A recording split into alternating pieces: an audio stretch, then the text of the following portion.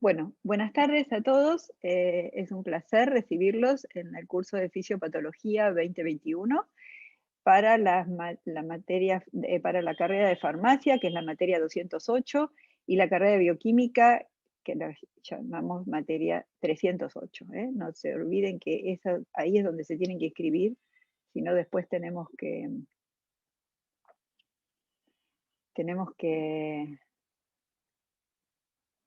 cambiarlos de carrera. Entonces, fisiopatología 2021, para farmacia es 208, para bioquímica 308. Mi nombre es doctora María Inés Bacaro, yo soy la profesora titular y no sé cómo pasarlas. Acá está, ahora sí. Bien, la bibliografía que utilizamos para este curso es fundamentalmente la patología estructural y funcional Robbins, Cotran y Kumar.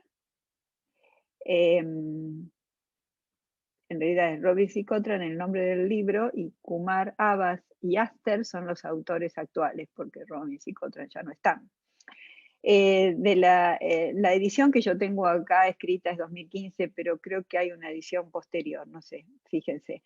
De todas maneras, cualquiera de las ediciones del Robbins es útil para estudiar fisiopatología para nuestro curso, ¿sí? Cualquiera es útil, las cosas que no figuran en el libro las complementamos en las clases teóricas, así que yo les digo que cualquier libro de fisiopatología que puedan conseguir, ya sea de algún pariente o si a ustedes mismos les gusta la materia y quieren tener el Robbins. Realmente cualquier Robbins es bueno y cualquier libro de fisiopatología sirve. Lo que pasa es que no hay tantos libros de fisiopatología. Los libros de fisiopatología están muy dedicados a la medicina interna, ¿sí? A la semiología y la medicina interna. El Robbins es exclusivamente fisiopatología, entonces a nosotros nos es más útil, nos revela los mecanismos de enfermedad, nos revela las características clínicas más importantes, nos da incluso la base fisiológica que tenemos que recordar para poder entender la fisiopatología de cada enfermedad. Entonces,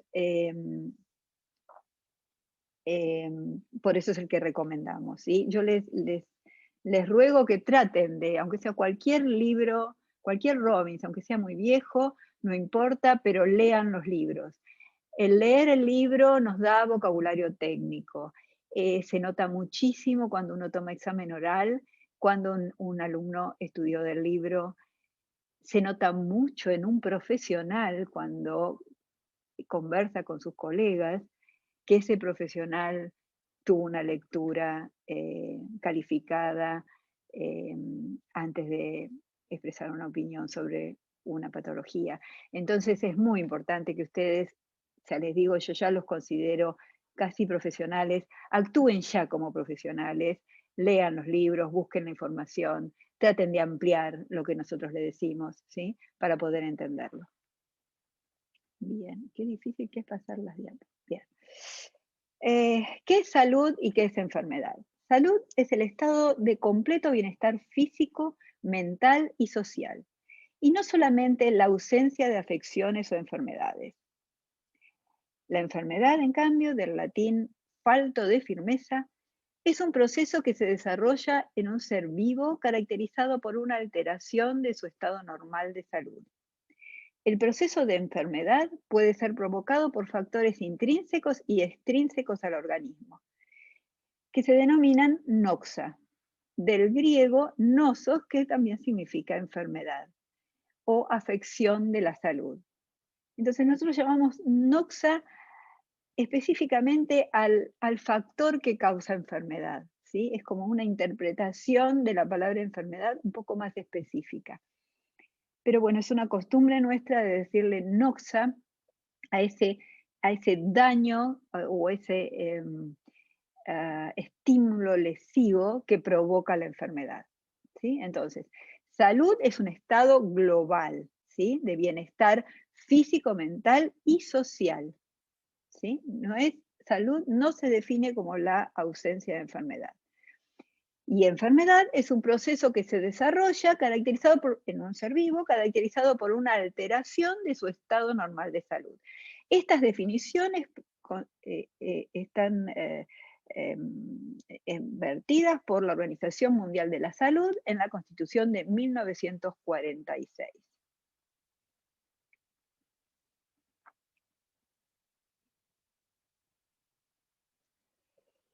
¿Y qué estudia la fisiopatología?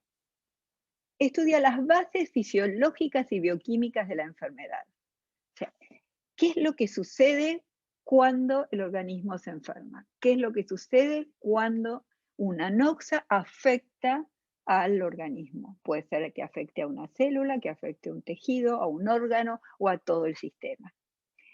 Estudiamos entonces las bases fisiológicas y bioquímicas de la enfermedad. Comprende el análisis de los cambios estructurales, moleculares, biológicos y funcionales que subyacen a la enfermedad en las células, los tejidos y los órganos. Es decir, estudiamos esos cambios que produce la noxa a nivel celular, a nivel tisular y a nivel del órgano completo y del organismo en su totalidad.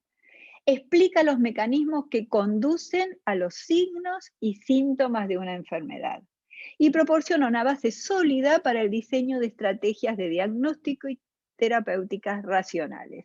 Esto significa que conocer las bases fisiológicas y bioquímicas de la enfermedad nos permite, ¿sí?, el diseño de estrategias de diagnóstico y de tratamiento racionales. Me detengo en signos y síntomas. ¿Qué significa signos y qué significa síntomas? En las clases que no grabamos y que no eran remotas, yo hacía la pregunta al auditorio. ¿Quieren que les doy la posibilidad de responderme? ¿Qué significa signos? A ver, no los veo, pero los voy a ver ahora.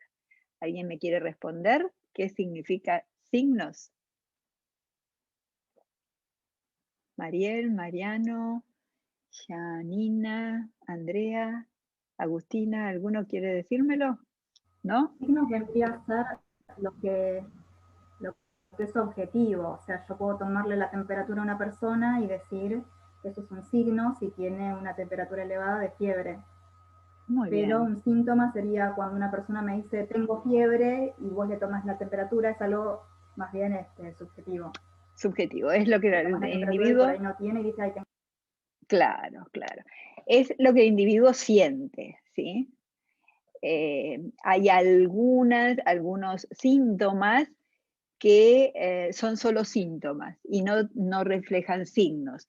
Hay otros síntomas que se correlacionan con signos. Lo mismo hay signos que evidencian síntomas, pero también hay signos que no se evidencian con síntomas, ¿sí?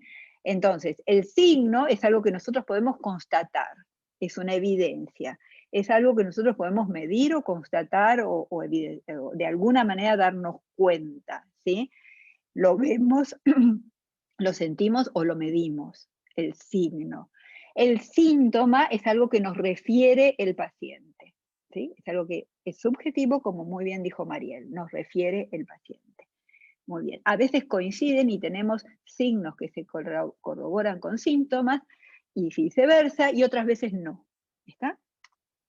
Bien. Oh, no puedo, no sé por qué. Ahí está. Bueno, tenemos más palabras para definir: etiología, patogenia, cambios morfológicos y bioquímicos y significado clínico. El proceso patológico estudia todos estos parámetros. La etiología es la causa de la enfermedad, ¿sí? Bueno, o lo que se relaciona con lo que de alguna forma puede gatillar la enfermedad o no, pero está relacionado directamente. Es una causa de enfermedad, etiología. Patogenia es el mecanismo de su desarrollo.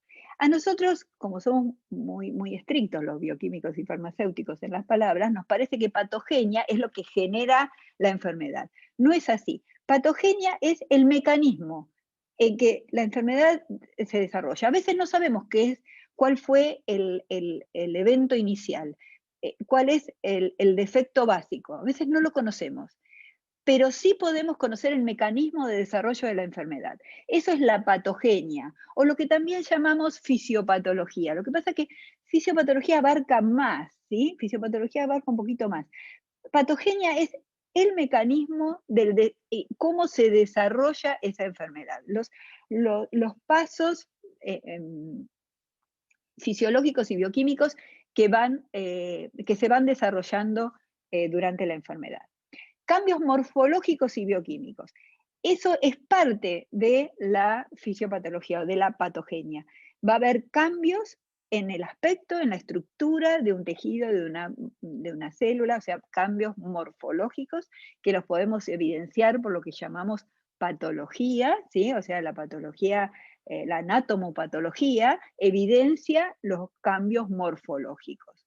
O la histología, la histopatología, evidencia los cambios morfológicos en las células. La anatomopatología evidencia los cambios morfológicos en los órganos. Y cambios bioquímicos.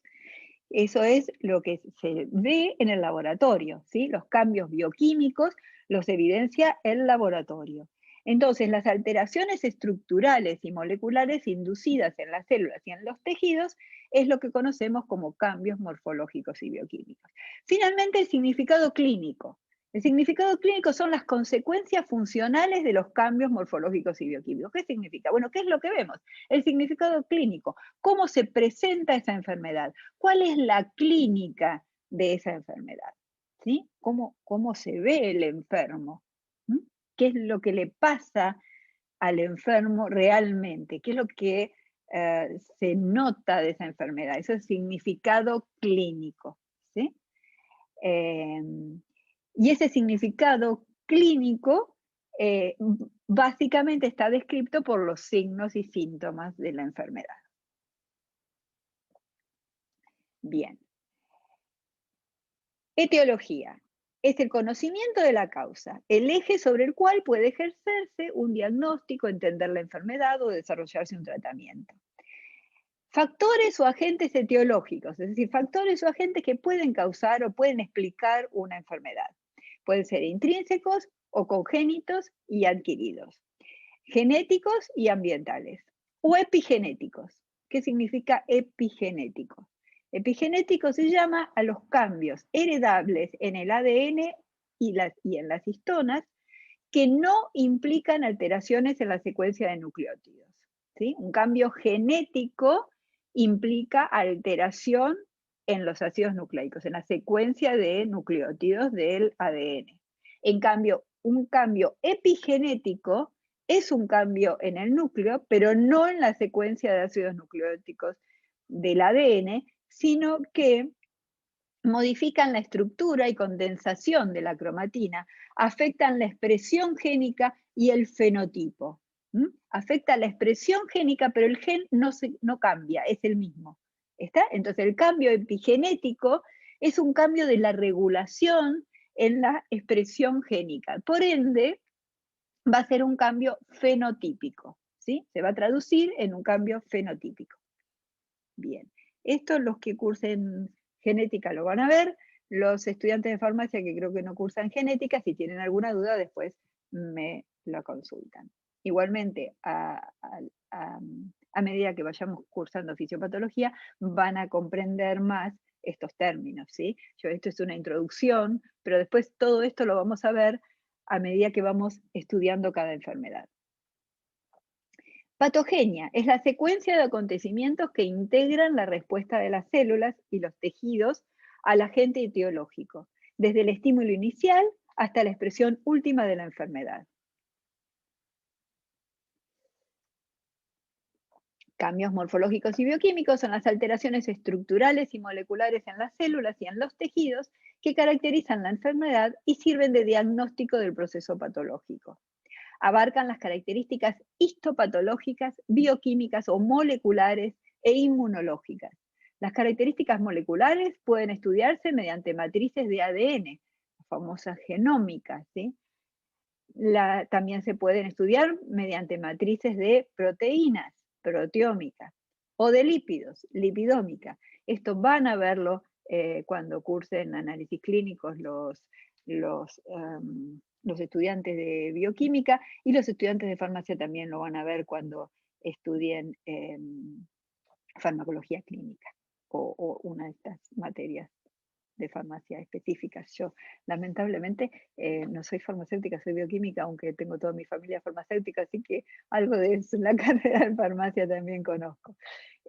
Trato de darles clase a las dos carreras con igual dedicación, y por eso conozco bien que no tienen genética en farmacia, y trato de incorporar conocimientos de genética en la materia. Significado clínico. Trastornos funcionales y sus manifestaciones clínicas. Son los signos y los síntomas. Hice una síntesis de las dos palabras. El curso de la enfermedad, el pronóstico de la enfermedad, todo eso está incluido en lo que conocemos con el nombre de significado clínico. Y el significado clínico está determinado por la naturaleza de los cambios morfológicos y bioquímicos y su distribución en los diferentes órganos y tejidos. La fisiopatología la podemos subdividir solo para poder encarar su estudio, ¿sí?, en fisiopatología general y sistémica. Hay algunas respuestas, o muchas respuestas generales de las células o de los tejidos, muchas veces depende de la característica de cada tejido, que va a ser las respuestas posibles de ese tejido o de esa célula a la enfermedad. Eso lo vemos en fisiopatología general. ¿Cuántas respuestas posibles hay hacia una noxa? ¿Sí? Cómo encara el organismo, cómo se enfrenta a la noxa. Y hay mecanismos que los contamos, ¿sí? Son nuestros primeros capítulos en el estudio de la fisiopatología. Y luego la fisiopatología sistémica, que es la que encara las enfermedades de acuerdo a los órganos y sistemas. Entonces vamos viendo las enfermedades correspondientes a el sistema respiratorio, las enfermedades que atacan al sistema gastrointestinal, etcétera, ¿sí? Entonces, general se refiere a las respuestas básicas de las células y los tejidos ante estímulos anormales que subyacen a todas las enfermedades. Y sistémica examina las respuestas específicas de los órganos y tejidos especializados ante enfermedades definidas. Acá estudiamos cada enfermedad en particular. Me aparecen las admisiones, qué bien. Bueno. Entonces, vamos a iniciar esta clase con fisiopatología general. Nosotros encaramos fisiopatología general en las primeras clases, y luego vamos viendo la de organismos, la de sistemas. El primer tema que vamos a tratar es la adaptación celular. Cuando una célula recibe un estímulo nocivo, opta por tratar de adaptarse al mismo, tratar de cumplir sus funciones a pesar de ese inconveniente o de ese estímulo, que en el caso de la adaptación puede ser un estímulo fisiológico, es decir, la célula se puede adaptar a una situación fisiológica, lo vamos a ver, pero lo que nos va a interesar a nosotros especialmente es cómo la célula responde a una situación patológica. De todas maneras, la adaptación celular puede ser a estímulos fisiológicos o estímulos patológicos. Y es la respuesta celular al estrés y a los estímulos nocivos lo que nos va a interesar en nuestro curso. La respuesta adaptativa celular sucede ante un exceso de demanda fisiológica, y esto sería un estímulo fisiológico, ante el desuso de un órgano o tejido y ante procesos patológicos específicos. La característica de la adaptación, de los mecanismos de adaptación celular, es que si el estímulo cesa, puede revertirse. Es decir, se puede revertir el estímulo, se puede revertir este mecanismo de adaptación si no hay más estímulos, si cesa el estímulo, ¿sí? Pero en general, en las situaciones patológicas, tiene que dejar de existir la enfermedad para que el proceso de adaptación realmente pueda revertir. Y para que también pueda revertir, el estímulo no tuvo que haber causado lesión celular, ¿sí? No tuvo que haber causado una lesión celular irreversible. Entonces, la adaptación celular tiene como característica que si cesa el estímulo puede revertirse. Y la otra característica es que puede producirse en respuesta a una demanda, a un exceso de demanda, perdón, a un exceso de demanda fisiológica, al desuso de un órgano o tejido o a procesos patológicos. Estos mecanismos de respuesta adaptativa se pueden clasificar en hiperplasia, hipertrofia, atrofia y metaplasia. Hiperplasia, esperen que tengo que sacar esto, es el aumento del número de células que determina aumento de la masa de un órgano o tejido.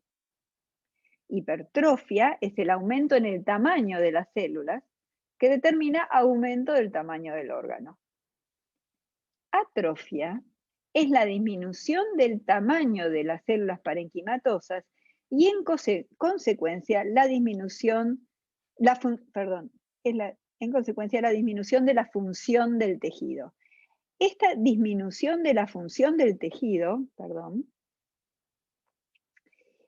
está implícita en la definición de atrofia. Entonces, si nosotros definimos atrofia, yo esto se los voy a subrayar ahora antes de darles la clase. Atrofia tenemos que definirla como la disminución en el tamaño del tejido con la concomitante disminución en la función de ese tejido. Ambas cosas están incluidas dentro de la definición de atrofia. No podemos concebir un tejido atrófico o un órgano atrófico si funciona perfectamente y solo es más pequeño. No, es atrófico cuando es más pequeño y no funciona correctamente, ¿sí? Hay una disminución en la función. Eso está implicado en el término atrofia.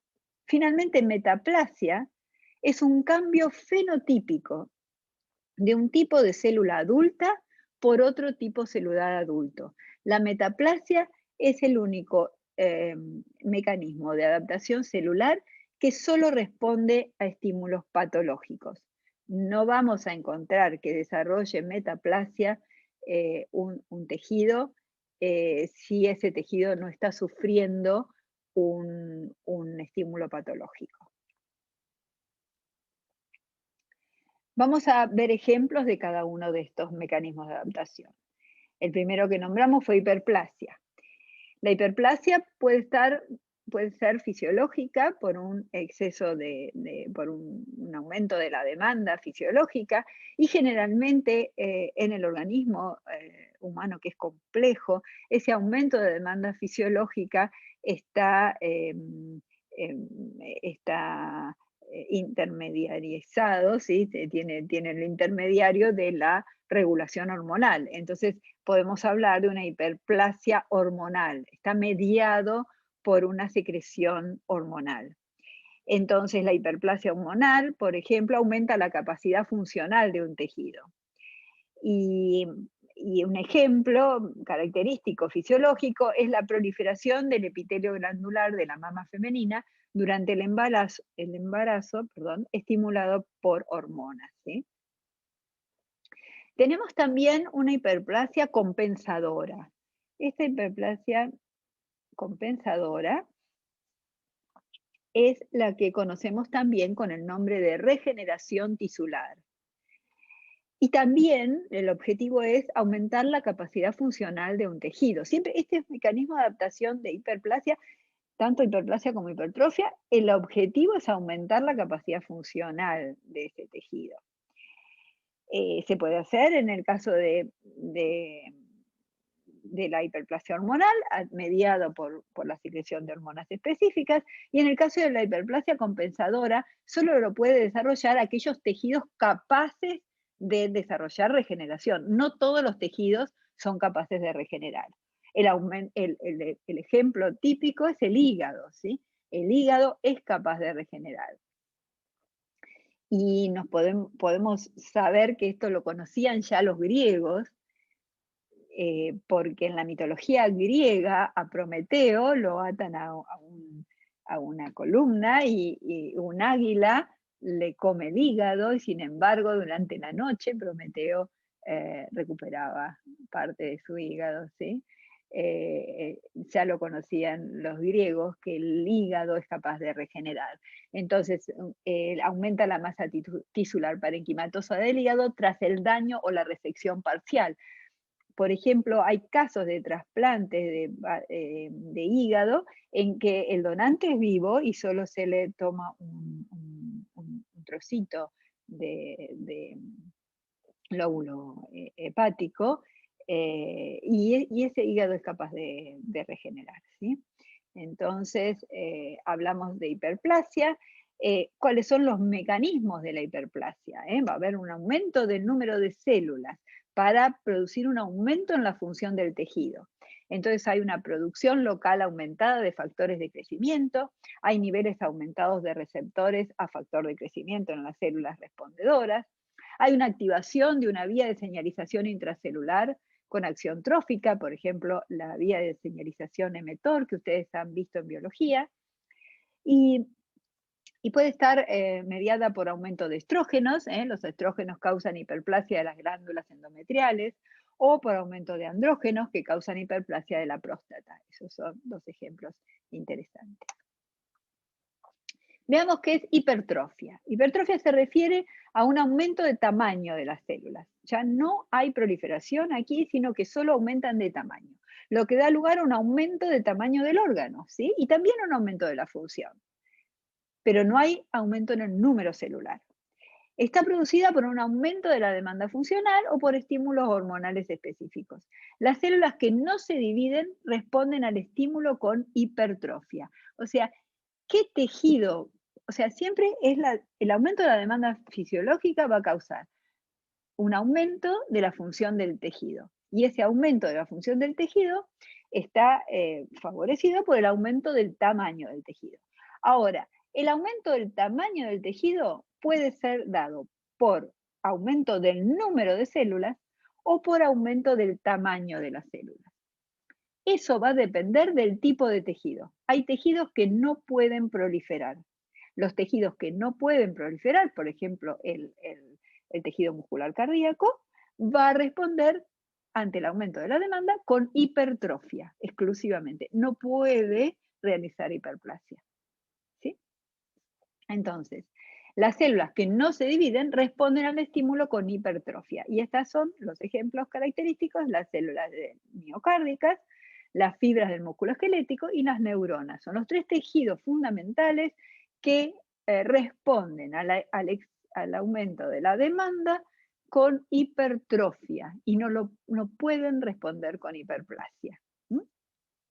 Bien, acá está el ejemplo de la hipertrofia cardíaca patológica. La hipertrofia cardíaca puede ser causada por ejemplo, en un deportista, y esa sería fisiológica por el aumento de la demanda fisiológica, pero la que a nosotros nos interesa es la hipertrofia cardíaca patológica.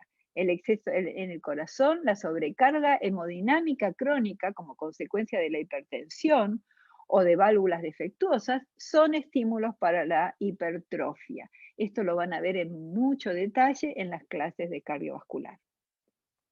Se sintetizan más proteínas y filamentos llegándose a un equilibrio entre la demanda y la capacidad funcional de las células. ¿Sí? Esto ya les digo que lo van a estudiar en mucho detalle.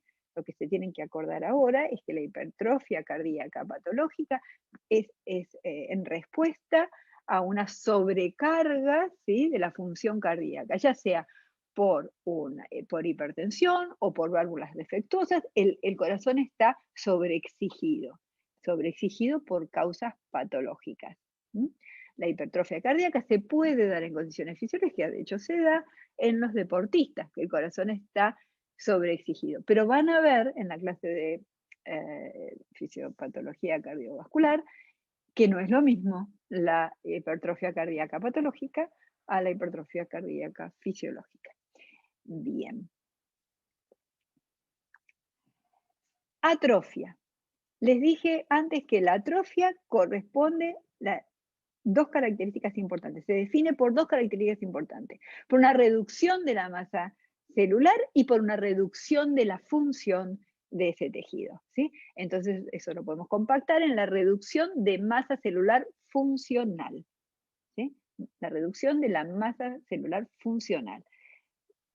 Disminuye la cantidad de células, pero disminuye también la función de ese tejido. La atrofia también puede ser fisiológica o patológica.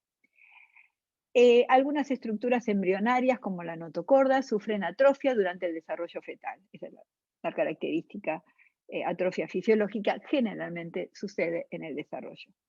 O el útero, que disminuye su tamaño después del parto. Es maravilloso cómo cambia el aspecto del útero en el embarazo y luego del parto. Y esa atrofia luego del parto es una atrofia obviamente fisiológica. Juan llegó muy tarde, pero bueno, ya está admitido. Atrofia patológica. El cerebro sufre atrofia por enfermedad arteriosclerótica crónica, y esa es la que principalmente nos interesa, ¿sí? La enfermedad arteriosclerótica crónica produce atrofia del cerebro, y fíjense, acá tienen el ejemplo. ¿Cuál de estos dos es el cerebro atrófico? ¿Este, el A o el B? A ver si alguien me responde rápido. A o B, digan solo eso. Hola, ¿están ahí? El A es El A, el A. muy bien, muy bien. El A es el atrófico, ¿sí? Y como ustedes pueden apreciar, hay mucho más espacio entre las circunvalaciones del cerebro, ¿ven? Porque hay mucho menos tejido, ¿está? Muy bien. Y esto se produce generalmente por enfermedad arteriosclerótica. Piensen que las arterias del cerebro son tienen un diámetro muy pequeño, y si hay arteriosclerosis va a producir hipoxia, ¿sí? Y esa no total, ¿no? Parcial, una hipoxia parcial, continua, crónica, y va a ir atrofiando el cerebro en las personas mayores. Esto es un cerebro de un individuo de 82 años. Bueno. Acá tenemos un ejemplo muy interesante en que se produce atrofia e hiperplasia a la vez. Y esta es la enfermedad celíaca. La vamos a volver a ver cuando veamos enfermedades intestinales, pero acá se los muestro como un ejemplo realmente único y característico. La enfermedad celíaca se diagnostica, el diagnóstico definitivo es esta imagen de histopatología, ¿sí? Esta imagen es característica de la enfermedad celíaca en el duodeno principalmente, y puede llegar hasta el yeyuno tranquilamente si no está tratada, ¿sí? Fíjense, esto es un intestino normal, estas son las vellosidades normales, estas son las criptas, ¿ven? Estos círculos de aquí, estas son las criptas. En la enfermedad celíaca tenemos hiperplasia en las criptas y atrofia de las vellosidades. Simultáneamente tenemos infiltrado inflamatorio, ¿sí? Porque la enfermedad es una enfermedad compleja que tiene componentes autoinmunes, que tiene componentes alérgicos y componente inflamatorio. Y aquí vemos cómo el infiltrado, fíjense, esta es la cantidad de pequeños núcleos, ¿sí? Que son el infiltrado, que está prácticamente reemplazando al parénquima funcional de las vellosidades. Las vellosidades aquí no existen prácticamente. Y las criptas son mucho más grandes, con más células goblet. Esto es una respuesta inflamatoria característica del intestino. Así que el ejemplo de hiperplasia y atrofia lo vemos muy evidente simultáneamente en la enfermedad celíaca. Finalmente tenemos como último mecanismo de adaptación la metaplasia. Y les dije que la metaplasia es un cambio fenotípico que solo responde a situaciones patológicas. No hay metaplasia en condiciones fisiológicas. O sea, no hay ningún estímulo fisiológico que sea capaz de producir esta respuesta adaptativa. Es un cambio adaptativo por el cual un tipo de célula epitelial o mesenquimática se sustituye por otro tipo de célula epitelial o mesenquimática. Es una reprogramación fenotípica de las células madre que existen en los tejidos adultos. Fenotípica, ustedes saben que es lo que se expresa, lo que vemos, lo que se expresa de los cambios genéticos. En este caso no hay ningún tipo de cambio genético, solo el cambio es fenotípico. Hay genes que se van a expresar más, genes que se van a expresar menos, y eso va a producir un cambio en el tejido. Ejemplos de metaplasia mesenquimatosa es poco común, pero se puede dar metaplasia ósea, que es la formación de hueso en el tejido cartilaginoso. O metaplasia cartilaginosa es formación de cartílago en el tejido óseo. Son poco comunes, pero se pueden dar. Las más comunes son las metaplasias epiteliales. Y la metaplasia epitelial de tipo columnar o escamoso, el epitelio pasa de columnar a escamoso o epitelio que pasa de escamoso a columnar. El columnar a escamoso es el tracto respiratorio del fumador. Es característico que el tracto respiratorio es columnar en condiciones fisiológicas.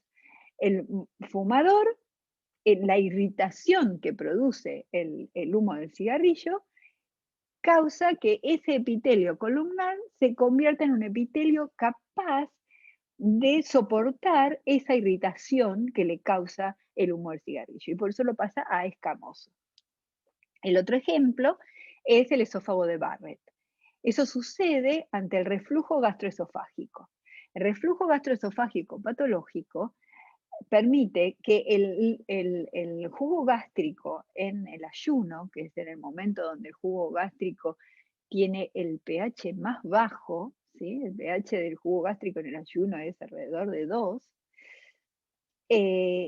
ese reflujo gastroesofágico durante el ayuno, principalmente en la noche, en la posición supina, es patológico y irrita al esófago. El epitelio del esofágico soporta pH hasta 4, pero no menor a 4.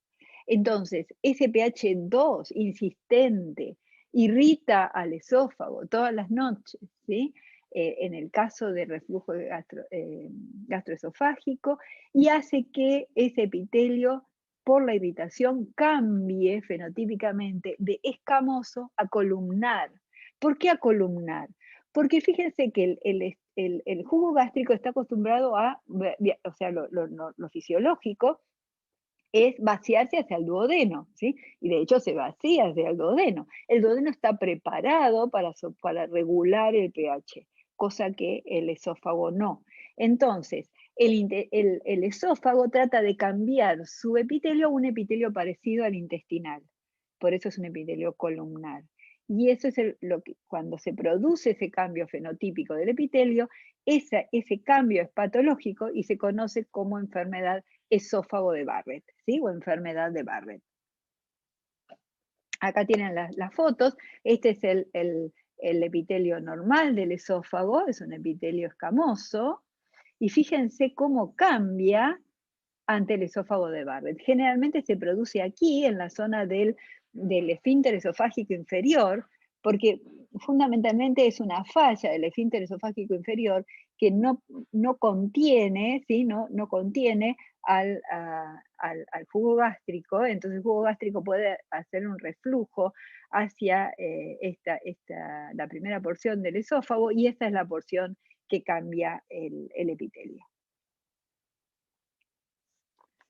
Bien, entonces vamos a hacer un resumen de la respuesta adaptativa. Tenemos hiperplasia e hipertrofia, que es el aumento de la demanda o del estímulo trófico.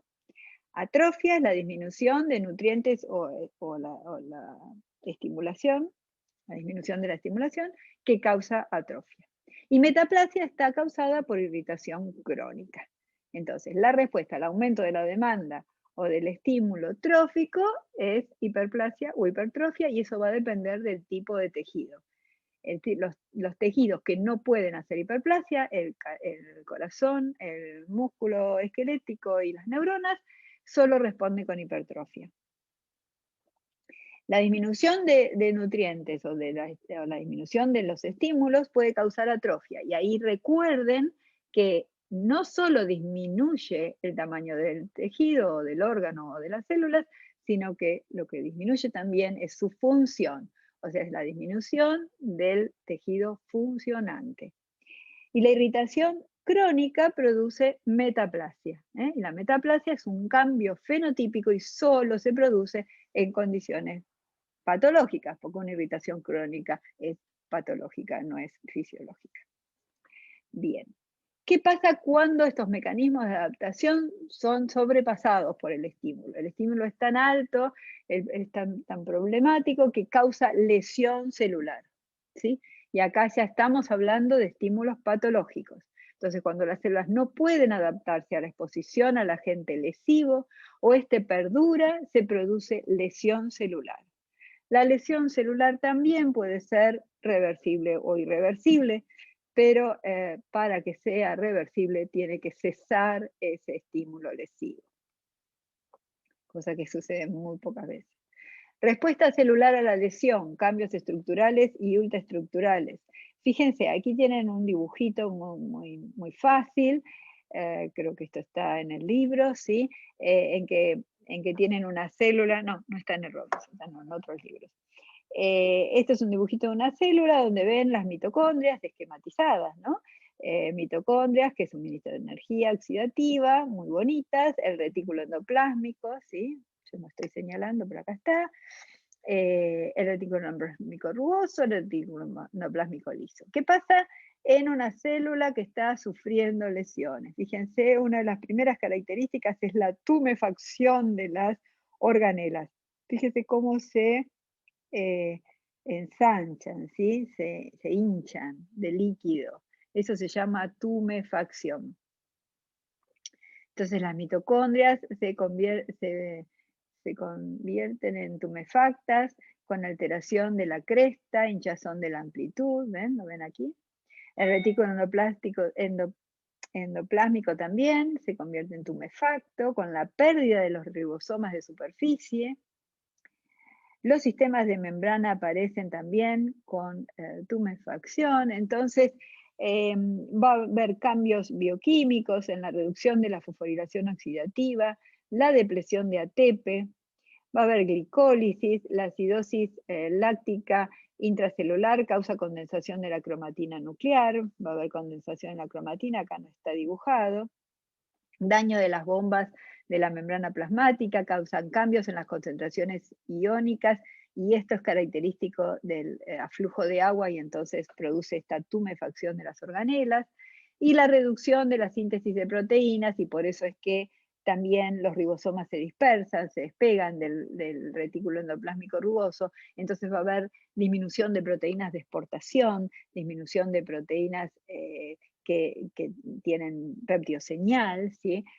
Que van a estar, incluso va a haber disminución en la síntesis de proteínas de las membranas, entonces las membranas se van a dañar. ¿Sí? Todo esto son procesos lesivos. Una de las características, aparte de la tumefacción, es la degeneración celular. Cuando el estímulo lesivo es un estímulo realmente tóxico, también puede producir degeneración celular. La clásica degeneración celular es la degeneración grasa que podemos observar en el hígado de un paciente alcohólico. Este es un ejemplo. Estas son vacuolas de grasa que están dentro de los hepatocitos. Fíjense que casi arrinconan al núcleo, ¿sí? Dentro del citoplasma hay una gota de grasa importante por el acúmulo de grasas que no se han metabolizado, que se acumulan en el hepatocito que está dañado, ¿sí? Entonces, cada vez que nosotros tenemos acúmulo de una sustancia, hablamos de degeneración. Vamos a ver cuando estudiemos las enfermedades degenerativas, en que hay distintos tipos de degeneración. Esta es el ejemplo de degeneración grasa, que se produce en el hígado del paciente alcohólico o en el hígado del paciente que tiene degeneración grasa no alcohólica. Ocurre también en el miocardio, puede haber degeneración grasa del miocardio, en el riñón, cuando hay una alta demanda de energía. Ojo que la degeneración no solo es grasa, vamos a tener degeneración producida por acúmulo de proteínas en exceso o aberrantes, como sucede en las neurodegenerativas, por ejemplo, o en la hepatitis tipo 2. Pero eso ya lo vamos a ver a lo largo del curso. Por ahora sabemos que degeneración es el acúmulo de una sustancia que no se está metabolizando bien, que hay una lesión en la célula que hace que no pueda metabolizar las sustancias, estas sustancias, y produce el acúmulo. Ese acúmulo se traduce con el nombre de degeneración celular. El metabolismo alterado de ácidos grasos conduce a la acumulación de triglicéridos que forman vacuolas no delimitadas por membranas que pueden desplazar el núcleo. Y acá lo ven, excelente, miren esta. ¿Ven? Acá está el núcleo totalmente arrinconado. Entonces, la degeneración celular se define como una forma de lesión celular, ojo, ya estamos en lesión celular, no es mecanismo de adaptación. Uy, tenemos a Vanessa que está recién llegando. En principio, reversible, caracterizada por trastornos del metabolismo intracelular, tumefacción de las células y acumulación en alguno de los compartimientos celulares de material que en condiciones normales no existe o se encuentra en pequeñas cantidades. Entonces, esta sería la definición de degeneración celular. Es una forma de lesión celular, en principio reversible. No siempre sucede porque es muy difícil que cese la noxa, ¿sí?, que la está produciendo. Está caracterizada por trastornos del metabolismo intracelular. En general, las noxas que producen degeneración son enfermedades crónicas. Por eso es que es muy difícil ver que sea un mecanismo, o sea, si bien tiene la potencialidad de ser reversible, es prácticamente difícil que se logre la reversibilidad porque en general están producidas por enfermedades crónicas. Tumefacción de las células, acumulación en alguno de los compartimentos celulares de material que en condiciones normales no existe o se encuentra en pequeñas cantidades. Bien. Causas de lesión celular. Las causas que producen lesiones, estamos hablando de lesión, nos fuimos de adaptación a lesión. Siempre estamos hablando de condiciones patológicas. Puede causar lesión celular la hipoxia, que es la privación de oxígeno. Puede causar lesión celular la isquemia, como vimos en el cerebro atrófico, pérdida del riego sanguíneo. Puede causar lesión agentes físicos, agentes químicos y fármacos, agentes infecciosos, reacciones inmunológicas, trastornos genéticos, desequilibrios nutricionales. Todos estos son estímulos que pueden producir lesión celular, ¿sí? En el caso de isquemia, tiene que ser una isquemia total para que cause muerte, lesión celular y muerte celular. Bien, vamos a ver de a uno. Hipoxia. Dijimos que hipoxia es la deficiencia de oxígeno. Puede producirse por la oxigenación inadecuada de la sangre debido a una insuficiencia cardiorrespiratoria. Tenemos una insuficiencia cardiorrespiratoria, no se oxigena la sangre, tenemos oxigenación inadecuada. Por ejemplo, como pasa en el COVID grave. Vieron que el COVID grave hay una falla en la hematosis, ¿sí? Entonces, no se produce la oxigenación. El problema no está en la ventilación, sino en la hematosis, y produce un déficit de oxigenación. Produce hipoxia. La pérdida de capacidad de transporte de oxígeno por la sangre es otra causa de hipoxia. Por ejemplo, en una anemia severa, en un envenenamiento por monóxido de carbono. El monóxido de carbono se fija a la hemoglobina, le desplaza totalmente al oxígeno, le impide hacer hematosis, o sea, no puede tomar oxígeno y transportar oxígeno, y eso causa hipoxia. El envenenamiento por monóxido de carbono es una muerte segura y rápida, ¿sí? Es muy grave. Isquemia. Tenemos a alguien ¿Qué hora es? ¿Estamos bien? Sí. La isquemia compromete también, esperen, no, isquemia. Se llama isquemia a la falta de la circulación de sangre en un tejido o una zona del mismo. Ojo, acá no es que falta oxígeno nada más, falta la circulación sanguínea. Es mucho más que la falta de oxígeno. Se produce por un obstáculo en el flujo sanguíneo arterial o por un drenaje venoso reducido. Es decir, ¿por qué puede fallar el flujo? O porque no puede llegar la sangre a una célula o porque no puede drenarse la sangre. En todo caso, se bloquea el flujo sanguíneo. Y ese bloqueo del flujo sanguíneo es lo que conduce a la isquemia. ¿eh? Isquemia. La isquemia compromete tanto el suministro de oxígeno como de sustratos metabólicos, incluyendo la glucosa. O sea, no le llega nada a la sangre, ni oxígeno, ni nutrientes, ni factores de inflamación. Absolutamente no le llega sangre, no hay flujo sanguíneo. La isquemia compromete también la eliminación de los desechos metabólicos y eso es grave porque la célula se intoxica con sus propios desechos metabólicos debido a la falta de drenaje sanguíneo. Por eso es que la célula está continuamente produciendo protones, y ustedes ya lo saben, eso lo han visto en físico-química, y si nosotros no permitimos el drenaje, ¿sí?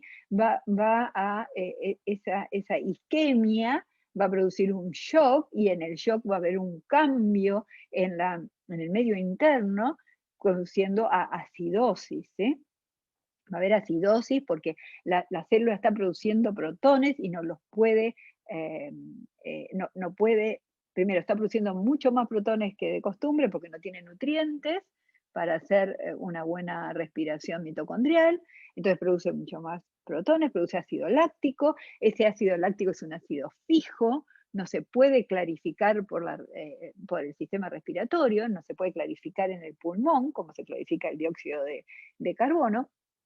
El ácido láctico es un ácido fijo que va a disminuir el pH sanguíneo produciendo acidosis, típica cambio del equilibrio ácido-base que se produce en el shock, en un shock por isquemia. Bien. Hay una forma de lesión todavía más sofisticada, que es la isquemia y la reperfusión.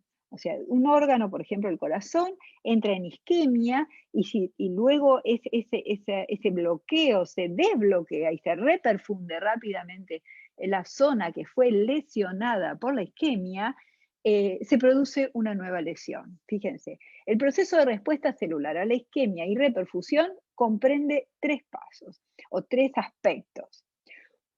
Una parte de las células de un tejido sometido a isquemia muere por la lesión irreversible. ¿Sí? Las células sometidas a isquemia, una parte que no le llegó sangre, absolutamente no le llegó sangre, no le llegó oxígeno, no le llegó nutrientes y no pudo eliminar sus desechos, muere.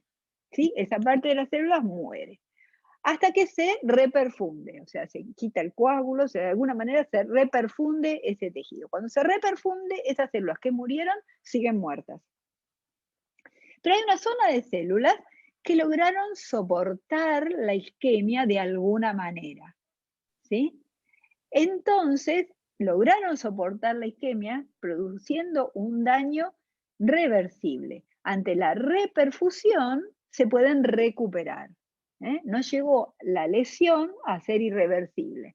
Entonces, cuando se reperfunde, se recuperan. ¿Sí? Y hay una tercera población de células que fueron sometidas, todas estas fueron sometidas a la isquemia, ¿sí? Y ahora estamos reperfundiendo. Cuando reperfunde, las que se habían muerto siguen muertas. Las que estaban soportando con una lesión reversible se recuperan. Pero hay una parte de las células que soportaron la isquemia que no se puede recuperar. ¿Y por qué no se puede recuperar? Porque la propia reperfusión vuelve a producir lesión. ¿Y por qué produce lesión? Porque no solo se reperfunde la glucosa, el oxígeno, se puede liberar los productos de desecho, también se está incorporando todas las citoquinas y los factores proinflamatorios que fue secretando